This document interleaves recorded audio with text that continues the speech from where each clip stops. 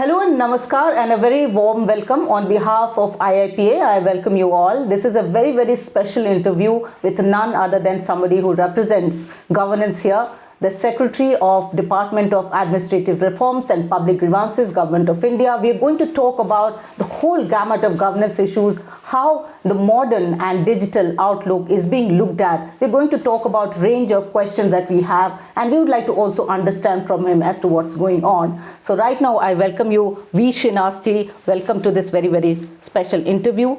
So first of all, when we talk about public at large, I think one of the things that really strikes us is how the public grievances is being addressed. And recently we saw that the disposal time has come down from 60 to 45 days, which means that the government is really, really willing to go and reach the people in a very direct manner. What would you say, sir?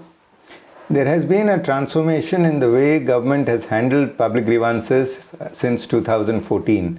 And this has largely happened because of the development of digital institutions and this very significant portal called the CP Grams portal.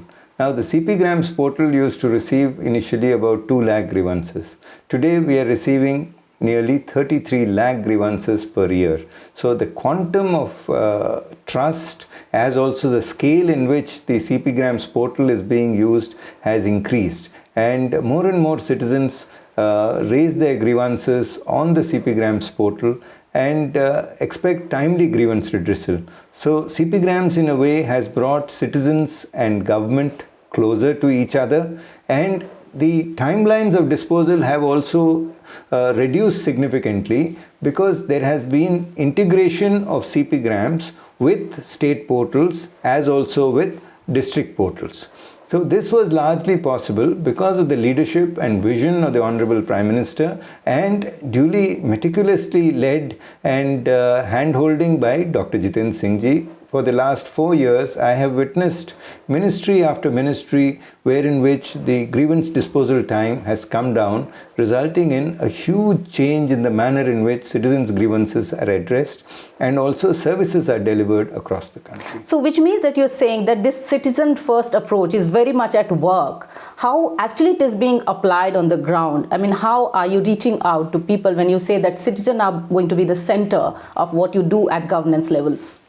The citizen centrality in terms of public grievances is very much witnessed in the government's approach, in which there have been a lot of attempts made by the senior leadership to reach out to individual citizens. And this has happened through Facebook Live interactions, this has happened through feedback call centers, this has happened through direct interactions. I have been witness to several instances where the Honorable Minister, Dr. Jitendra Singh Ji, has picked up a phone and or come on a virtual conference to interact with citizens, particularly in the period of the pandemic, and he could reach out to individuals to ensure grievances were disposed of on a timely basis. So the citizens' journey in terms of grievance redressal has been simplified, and there has been tremendous amount of empathy and also willingness to reach out that has been displayed on numerous occasions. So you're also referring to a number of webinars which happened during the COVID time as well,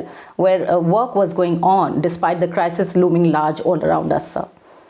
Yes, the pandemic has actually brought in a paradigm shift to India's governance models, and it was a time in which officers had to work in masks and gloves. You had to work work from home policies had to be implemented. So we had to bring in several new features, and one of these was the Good Governance webinar series that was launched, in which several subjects were presented across this country. One of the biggest subjects that was pursued was the good governance practices in a pandemic. And here we showcased not only the good governance practices within the country, but also we shared India's good governance practices with several countries of Asia and Africa, and also with Europe. Almost 48 countries we could share the good governance practices of India in the pandemic. So this index, as you're referring to, sir, right now, covers a wide range of elements. Would you like to talk briefly about that also here?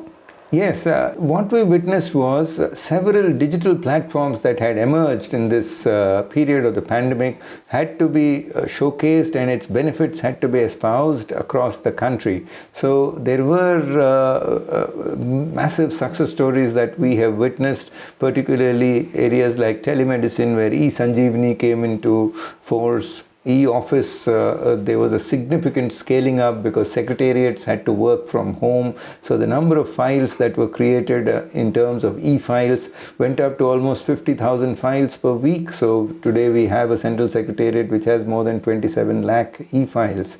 At the same time, we also have multiplicity of grievance portals that have emerged in terms of state governments. Like we have the JK Igrams of Jammu Kashmir, we have the Aaple Sarkar of Maharashtra, we have the Mo Sarkar of Orissa, the Janaspandana of Karnataka, and a whole range of public grievance redressal, as also service delivery digital platforms that came in. The entire idea was to take the nation forward by adopting secretariat reforms, Swachhta campaigns, as also significant reforms using digital innovations for reducing the number of public grievances and improving service delivery. So hundreds of grievance portals working in unison to meet the aspirations of the citizens, bringing citizens and government closer. So which also means, sir, there's new thrust on digital technology being used as far as public administration is concerned, governance is concerned, and I think a lot of such initiatives are on. For example, NESTAC is also there. How this digital outlook would we see in near future as far as governance in India is concerned? The history of Indian administration can be divided into several phases, and one of the big changes that we had witnessed was in the 1990s when liberalization happened, and the post-liberal economy envisaged a withdrawal and the reduction of the role of the state and the rise of regulatory institutions. Thereafter, from 2014 onwards, what we are witnessing is the rise of the digital state, where more and more institutions have to be working on digital platforms. So digital platforms has witnessed several success stories, like the use of Jan Dhan, like the use of Aadhaar and One Nation, One Ration Card, Passport Seva Kendras, but it also needs benchmarking in terms of how digital services can be benchmarked. So the Department of Administrative Reforms has come up with two seminal publications. One is the Good Governance Index, and the second one is the National E-Services Delivery Assessment. Now, both these seeks to benchmark the quality of governance and the quality of e-services that are being provided on various digital platforms. And the Good Governance Index that was launched by the Honorable Home Minister on December 25, 2021, and the District Good Governance Index for Jammu Kashmir that was launched on January 22, 2022, reflected that India's governance models are moving forward. There have been significant increases seen across states in terms of India's governance models and also in terms of India's e-governance models. So if you look at institutions like CBC, Capacity Building Commission, IIPA, I mean, they are really taking this, accelerating the whole growth as far as public administration is concerned. Would you like to talk, for example, Mission Karma Yogi is very much there in front of us. How would you really like to see these institutions pushing that whole idea towards modern outlook of governance today? The Indian Institute of Public Administration is one of India's truly great institutions. It has tremendous legacy established in pursuance of the recommendations of Paul Appleby, a former dean of the Syracuse University Maxwell School of Public Administration, that India should have an apex institute of public administration.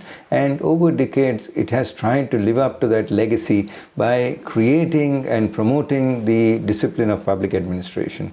The Capacity Building Commission is established in pursuance of the Indian bureaucracy's quest for a new narrative, wherein which individual ministries become focus and the role-based functioning of a civil servant is in greater focus as compared to a rule-based functioning. So the Capacity Building Commission is enabling ministries to develop subject-specific specializations. For example, every time you go to a new ministry, the learning curve is quite steep. So the Capacity Building Commission is developing ministry-wise subject-specific training programs and curriculum which can enable the smoothing of that kind of a very steep learning curve. So it's a transformational step by government in terms of capacity building programs. When you talk about e-offices, which is going to be, we are really going to see much more of it in the coming years. We are looking at smart offices. We are looking at, let's say, lessening files in terms of its physical form. We are going to look at optimization of revenue when we look at smart offices and the workplaces. How do you really like to talk about some of these efforts that right now the government is looking at? The next generation administrative reforms of India are defined by three major steps. One is secretariat reforms. Particularly in secretariat reforms is digitalization of offices, paperless offices, flatter organizations, ensuring that the entire office environment and the financial delegation procedures are simplified. So this is a major and a far-reaching administrative reform that has been taken up. The second one is Swachhta campaigns. So today when you visit several ministries, you'll find them very clean offices, paperless offices, particularly with modern gadgetry that is seen, upgraded computer terminals, record rooms with compactors in place. We also have Swachh ATMs where you can dispose of scrap and you can draw money. You have solar panels which are being used, reverse osmosis plants that are there, dustbins which are segregating waste. So a lot of innovations have gone into the Swachhta campaign as I could see it. Several ministries have wellness centers and gyms that are provided. So the Central Secretariat, under the campaign for reducing pendency, or the Swachhta campaign, has brought in tremendous amount of systemic reform inside it. And also this coupled with the Secretariat reform of having flatter organizations, review of channels of submission, financial delegation. And the third one was reaching out to citizens in terms of improving service delivery. That is the Susha Sapta, where Prashashan Gaon Ki Aur was taken up in unison across all the tehsils and districts across India. This was possible only because we could operate it on multiple digital platforms and monitor it on a dashboard-based system. So this Sushasana Sapta that you talked about, some of these programs you think are really positive and really going in a direction that you really want it to be in terms of achieving the goal of good governance at large? Yes, the Sushasana Sapta is very far-reaching in its vision and in terms of the benefits it has provided. It was a week-long campaign to ensure that administration worked at the grassroots. The title was Prashashan Gaon Ki Aur, and it reached out and benefited 2.89 crore Indian citizens. Service delivery applications were disposed of. 6 lakh public grievance cases were disposed of in a period of 6 days. It shows the quantum and scale of the administrative machinery in which it has worked, and many of these success stories have been documented and they will be presented in the coming days. You know, we're also looking at this vision of India, how it would be in 2047 actually. So how would you really look at whole element, the gamut of issues that you're looking at there? What is that vision that we are looking at, sir? The Honorable Prime Minister from the ramparts of Red Fort has laid out a map for the Amrit Kal period, and Vision India at 2047 on governance is a very critical component of this larger vision, in which next generation administrative reforms are to be pursued, as also digital institutions have to be set up. So in pursuance of this declaration from the ramparts of Red Fort, the Honorable Minister of State for Personal Public Grievances and Pensions, Dr. Jiten Singh Ji, has set up an advisory group of sector specialists, and he has made a huge amount of time to interact with these sector specialists, who comprise of very eminent individuals, former cabinet secretaries, directors of IIMs and IITs, and a broad framework on how the governance model of India for 2047 would would be evolved. And this would include next generation administrative reforms in addition to the foundational and non-negotiable values of the civil service like ethics, accountability, transparency in administration, which form really the bulwark of India's governance model. As far as regional conferences are concerned, they are very much on. So basically the idea is to involve everyone and take them along. Would you really like to talk about some of these activities? We are seeing recent times, they are very much active and on. So there is a proactive approach actually as far as we see the governance in India. Regional conferences are a very important aspect of dissemination of knowledge, and the Department of Administrative Reforms convenes the regional conferences called Replication of Good Governance Practices, which showcases the award-winning good governance practices and some of the best nominations that we receive under the Prime Minister's Awards for Excellence in Public Administration scheme, as also under the National E-Governance Awards scheme.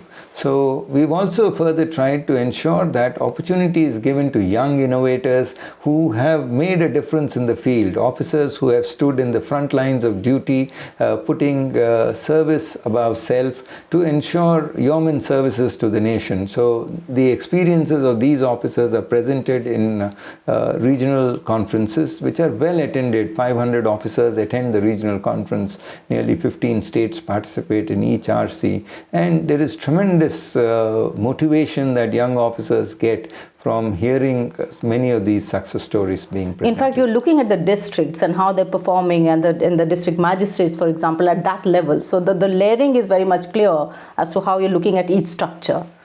Yes, I have been witness to several young district collectors who have put service above self. I've seen young officers like Varnali Deka, Kirti Jali, Ghansham Thori, Andhra Vamsi, Krishna Bhaskar, a whole lot of them, Adila Abdullah, who have really put service above self, Jitendra Soni, some of them who worked on specific areas of intervention. Silicosis care in Nagaur was one award-winning innovation that Jitendra Soni has worked on. Rajendra Bahrud of Maharashtra has worked on COVID-19 management. Krishna Bhaskar worked on suicides in Sirisilla district, where a lot of handloom weavers were there, and how do you simplify the process of loan restructuring. Then you have Varnali Deka in Golpara who worked on e-marts, how are products sold. So I've seen across the country young officers are very, very driven and passionate.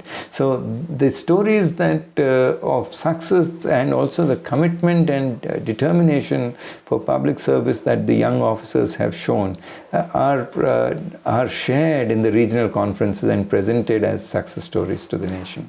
So when you talk to the people, what are the expectations? A government which is clean, which is direct, which has ethics as its strongest feature, transparent, and that there shouldn't be any corruption as such.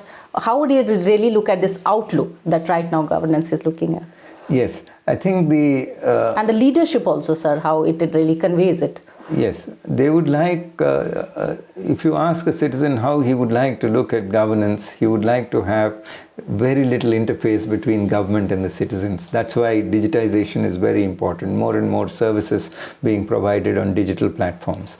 But service delivery should also be timely, and decision making should be very purposeful. So these are the core areas on which the citizens would like the government to work. In addition, they would like to see a corruption-free government, a transparent government where justice is delivered and justice is seen to be fair and delivered. So this is how they would like to see governments. Would you like to talk about the leadership? For example, the minister who is also the chairman here at the IIPA, Dr. Jiten Singh. Would you like to talk about the kind of leadership and the kind of support that you get?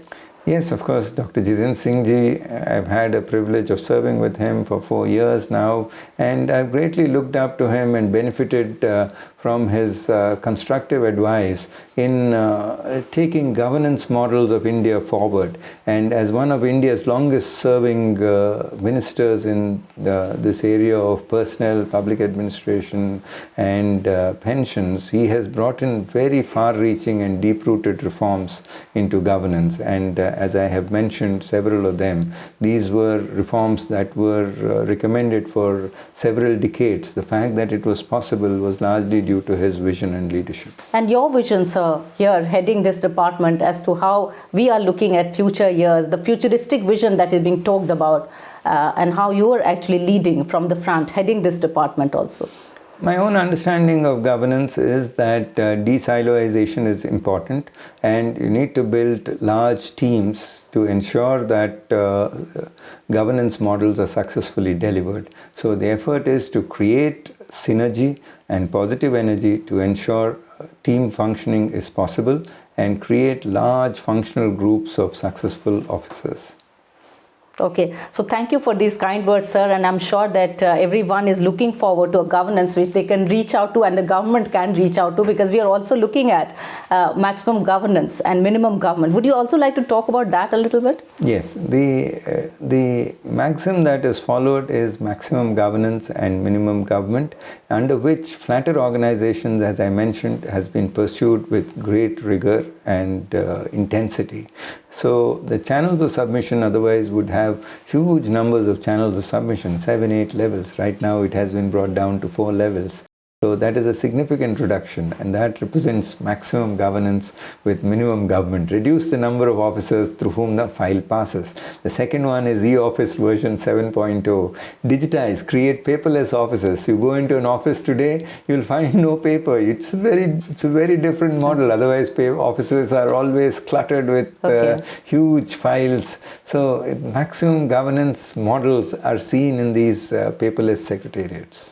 Thank you so much for talking to us here at IIPA, sir, and we're really thankful that you were in a very elaborate manner, you put down all these points. We wish you all the best here. And that was Mr. V Srinivas, Secretary, Department of Administrative Reforms and Public Grievances, talking to us about a range of issues that we're looking at in governance today in India. Thank you so much for watching, and namaskar.